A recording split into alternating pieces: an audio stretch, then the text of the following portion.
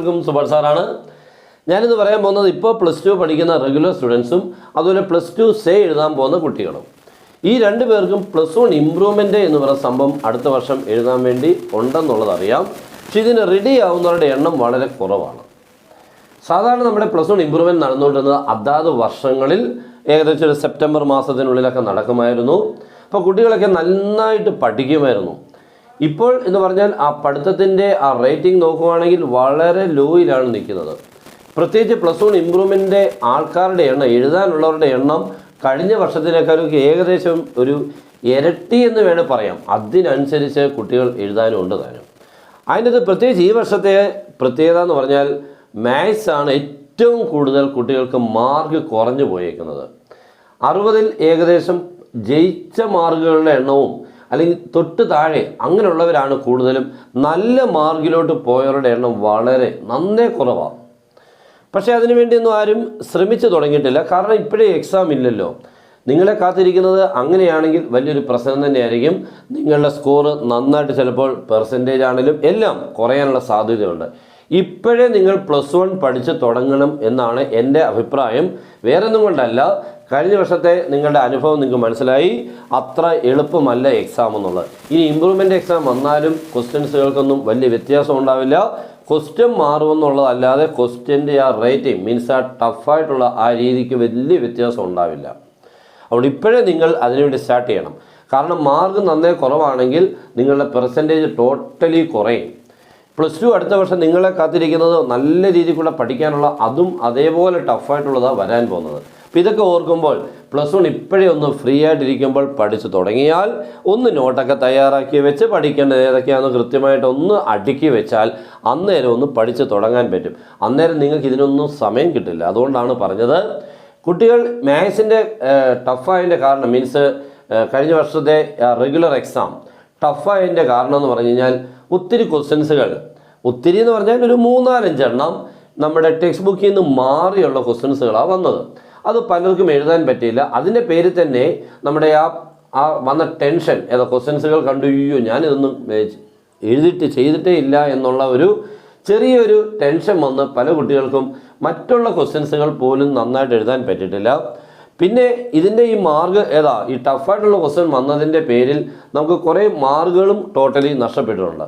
ഇതെല്ലാം കൂടെ വന്നപ്പോഴത്തേക്ക് ആകെ മൊത്തം പ്രശ്നമായിട്ട് കിടക്കുകയാണ്. ഞാൻ പലരുടെയും മാർക്കുകൾ ചോദിക്കുമ്പോൾ നന്നായിട്ട് കുറവുള്ള മാർക്കാണ് പറയുന്നത്. പക്ഷേ അതിന് മുമ്പെന്ന് പറഞ്ഞാൽ ഒരു 2 വർഷം മുമ്പ്, ഇത് കഴിഞ്ഞ വർഷം തൊട്ട് ഈ പ്രശ്നം തുടങ്ങിയായിരുന്നു. അന്നേ നമുക്ക് തീരുമാനം ഉണ്ടായിരുന്നു ക്വസ്റ്റനൊക്കെ ഇനി ടഫാകുമെന്നുള്ളത്. അത് ടഫായി. +2 അതേപോലെ തന്നെ ടഫായിട്ടുണ്ട്. അതുകൊണ്ട് തന്നെയാണ് +2ൻ്റെ പെർസെൻറ്റേജ് നിങ്ങൾ നോക്കിക്കഴിഞ്ഞാൽ കഴിഞ്ഞ വർഷത്തിന് 80s നിന്നും അത് 70s മാറി. ഇനി ആ 70s കുറച്ച് നാൾ എന്തായാലും നിൽക്കുകയും ചെയ്യും. 70 എന്നുള്ള പെർസെൻറ്റേജ് ആയിരിക്കും ടോട്ടൽ പെർസെൻറ്റേജ് ഓഫ് +2. അങ്ങനെ വരുമ്പോൾ ഈ തോക്കുന്നവരുടെ എണ്ണം നിങ്ങൾ ശ്രദ്ധിക്കണം. 1/4 നമ്മുടെ ടോട്ടൽ ആൾക്കാരിൽ തോക്കുന്നത്. ഇപ്പോൾ 4 ലക്ഷം പേരുണ്ടെങ്കിൽ 1 ലക്ഷം പേര് ചിലപ്പോൾ തോക്കാൻ സാധ്യത, 3 ലക്ഷം പേരെ പാസ്സാവുള്ളൂ. അപ്പം അങ്ങനെയൊക്കെ അത് ആർക്കും വേണേ അതിന് സംഭവിക്കാം. അതുകൊണ്ട് ഞാൻ തോൽക്കില്ല എന്നുള്ള ഒരു ധാരണയുണ്ടെങ്കിൽ അത് വിട്. ഇത്തിരി ലോ ആയിട്ടോ അല്ലെങ്കിൽ നമ്മൾ ശ്രദ്ധിക്കാതോ ഇല്ലെങ്കിലൊന്ന് ഉഴപ്പിപ്പോയാൽ നമുക്കും ആ രീതിയിൽ കൂടെ മാറാം. അതുകൊണ്ട് എല്ലാവരും അലേർട്ടായി ഇരിക്കുക. മീൻസ് +2 നല്ല പോലെ ടഫായിട്ടുള്ള കാര്യങ്ങളാണ് എക്സാമിന് വരാൻ പോകുന്നത്. കാരണം വേറെ ഒന്നും കൊണ്ടല്ല, നമ്മുടെ പ്രാക്ടിക്കൽ ബേസ്ഡ് പ്രോബ്ലംസ് കൂടെ എന്തായാലും ക്വസ്റ്റ്യൻ പേപ്പറിൽ വരും.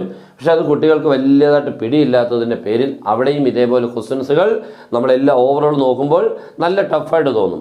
അപ്പം നമുക്ക് അറിയാവുന്ന ക്വസ്റ്റ്യൻ പോലും ചിലപ്പോൾ ഇത്തിരി ബുദ്ധിമുട്ടും ടെൻഷനൊക്കെ ആയി ചിലപ്പോൾ തെറ്റിക്കാൻ സാധ്യതയാണ്. അതുകൊണ്ട് നന്നായിട്ട് പ്രാക്ടീസ് ചെയ്ത് വേണം പോകാൻ. ഇപ്പോൾ ഈ കിട്ടുന്ന നല്ല ലാവിഷായിട്ട് കിട്ടുന്ന സമയത്തിനെ ഉപയോഗിച്ചില്ലെങ്കിൽ അടിപൊളിയായിട്ട് അങ്ങ് പോകും, പ്രശ്നമാകും. ഓക്കെ, അതുകൊണ്ട് നന്നായിട്ട് പഠിക്കണം. +1 ഇമ്പ്രൂവ്മെൻറ്റ് എഴുതുന്നവർ ഇപ്പോൾ മാത്സ് ആണെങ്കിൽ അതിനനുസരിക്കുന്ന രീതിയിൽ കൂടെ നമ്മൾ ആദ്യം ചാപ്റ്റേഴ്സുകളെ 14 പേരെ അടുക്കി വെക്കണം. ഈ അടുക്കി വെച്ച ശേഷം വേണം പഠിച്ചു തുടങ്ങാൻ. ആരെ പഠിക്കണം? ആദ്യം ഏത് ചാപ്റ്ററിലെ ഏത് ക്വസ്റ്റനാണ് എക്സാമിന് ഉറപ്പായിട്ട് വരുന്നത്, 6 മാർക്കിൻ്റെ ക്വസ്റ്റൻ ഏതാണ്. ഈ 6 മാർക്കിൻ്റെ ക്വസ്റ്റന് ചാപ്റ്റർ അറിയാൻ പറ്റുന്ന കാര്യമില്ല. ഏത് ക്വസ്റ്റനാണെന്ന് അറിഞ്ഞെങ്കിലേ കുട്ടികൾക്ക് എഴുതാൻ പറ്റുള്ളൂ. കാരണം സമയം വളരെ കുറവാണ്.